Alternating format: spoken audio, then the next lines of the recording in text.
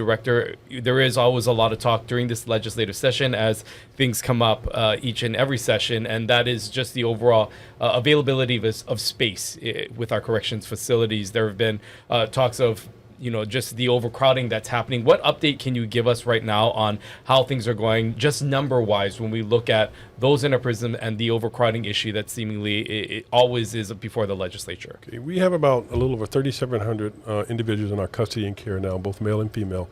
A little over 2,000 of them are sentenced felons. The rest are pretrial, sentence misdemeanors, parole and probation violators.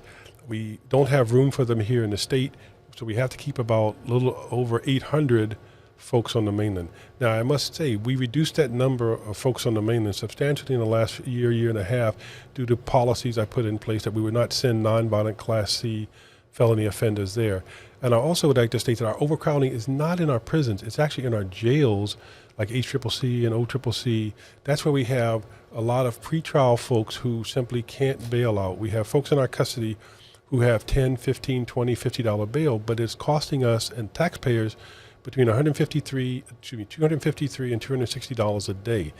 I firmly believe that if somebody is nonviolent or their needs can be met better in the community more effectively and efficiently, then why don't we give that person the opportunity and provide those services in the community?